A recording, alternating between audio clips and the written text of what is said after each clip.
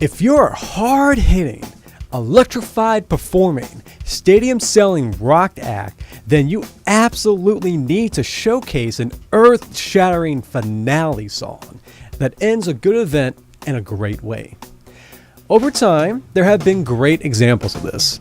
Voodoo Child, Slight Return, We Won't Get Fooled Again, Only in Dreams, Purple Rain, Rock and Roll Suicide, Sister Ray, The End. No, not that end. I have a strong belief that if you make an album, that your first song should be as good as it can be.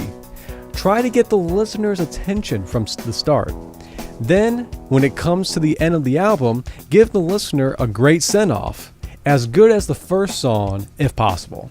What makes me say this is because there is one band that knows this way of thinking very well. Maybe no other rock band in history understood the power of the finale better than Queen.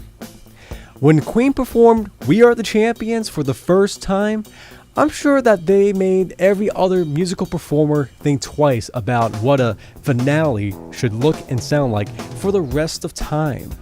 And if you need any more proof of that, then you need to see this little show that they did back in the 1980s. I'm sure you heard a little bit about it.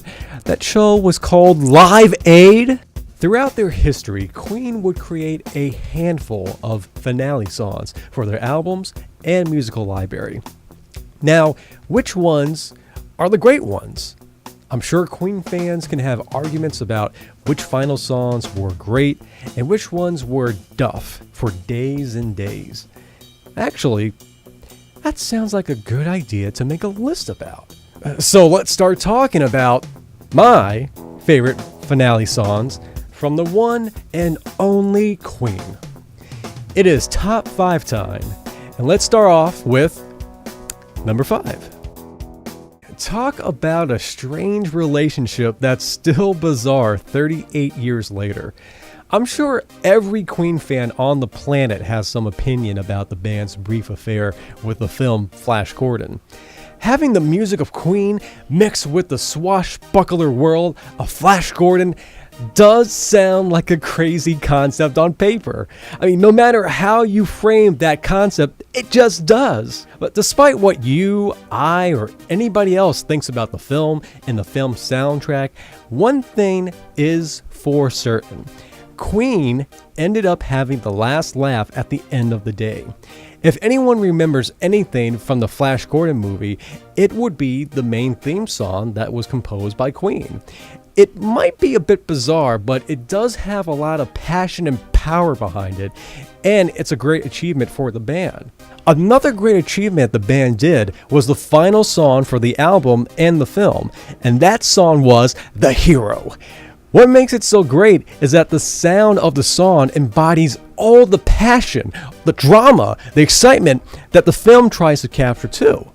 You can also say that the song could be called a Flash Gordon melody, since it sounds like the band is taking all the best musical parts of the film and putting them together in one track.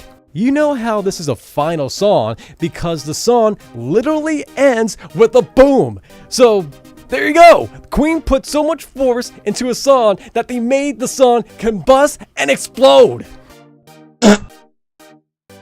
Number 4. The early work of Queen always had potential to become finale songs, but the band would focus more on story elements to give power to those early songs.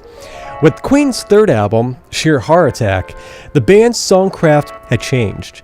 The fantastic and whimsical elements were still there, but more attention was given to the song's rock music merits. If there was any song from Sheer Heart Attack that an audience could sing to with ease, that song would be In the Lap of the Gods. It's interesting that such a simple song with a simple structure could be really engaging. A song that is driven by the singer, his lyrics, and its call and response elements. It just goes to show how good Freddie Mercury was at displaying personal emotions as a performer, and how that emotion could capture someone's musical attention. You pay so much attention to Freddie Mercury's parts that the guitar, drum, and bass almost sound subtle in comparison. The lyrics in the Lap of the Gods also sound like something we would hear later in a song like Bohemian Rhapsody. In hindsight, the theme of personal identity or personality crisis was a topic that Freddie Mercury liked to explore in most of his songs. Historically speaking, this was most likely Freddie Mercury's way of expressing his own personal life by hiding it in plain sight. No matter where Mercury got his inspiration from, there's no denying that Freddie Mercury understood how personal drama worked and how you convert that drama into a collective experience. Oh, this is also another song that ends with an explosion. A thunder rumble explosion! Number 3. The last 3 albums from the band had a special place in the Queen canon. These albums could be viewed as an emotional trilogy that had one specific story theme underlying that emotion. Every time a new album was released, the mood of the story would change and become more somber. The Miracle represented optimism, Innuendo represented uncertainty, and Made in Heaven represented sorrow. All of these feelings reflected by a band and their frontman. Just when you thought that the Innuendo album would be the last statement from this band, 4 years later, the remaining members of Queen would release Made in Heaven. If I had to sum up the Made in Heaven album in one word, that word would be oddity. I find it strange that an album that focuses so much on somber feelings can actually find elements of calm and inspirational moments in a macabre state of mind. With the exception of You Don't Fool Me and the remix versions of I Was Born to Love You and Made in Heaven, the rest of the tracks make the album a solid effort. Even if it's an album made up of unreleased demos and remixes, I find it a lot more enjoyable than Innuendo. But then there are the original songs for the album. And this is where A Winter's Tale comes in. If this was intended to be the very last Queen song for the public's ear, then the band picked a pretty way to end it all, giving fans a soft power ballad with a little whimsical, dreamy feel. Even if this wasn't the last track on an album, you could still get the feeling that the emotions in this song was pointing to some kind of coda or epilogue. All of these intense feelings and drama are trying to wind down, become peaceful, looking for a place to rest. Then we end like a burning candle. My favorite moment is when the song is at the 2:40 mark. There is so much power building behind the band at that moment, and the musical emotions keep adding on and don't let go until the song is completely finished. What a way to go. What a way to go. Number 2. Here's a forgotten gem that is not technically the last song from its respected album, but it sure does sound like it. This is a great example of a band's signature musical elements on full display with no tricks, filters, effects, just pure crazy talent. The 3-piece vocal harmonies, Brian May's red special guitar, Freddie Mercury singing his heart out, Roger makes his drum kit sound like Led Zeppelin drums, and I'm sure you can hear John Deacon's bass in the mix somewhere. So much talent and energy is powering what is basically a bare bones rock and roll song. Just imagine what this song would sound like if another band tried to do it. But when Queen does it, you get the impression that the song is more complex because of the band's detailed skills. When this song originally came out, someone should have put a warning sticker on the album saying the following: anyone with a weak neck should not listen to It's Late, because it will cause musical whiplash. No other Queen song in the Queen canon is as explosive, metallic, or frantic when it comes to its late. The song ends on a dramatic note as well.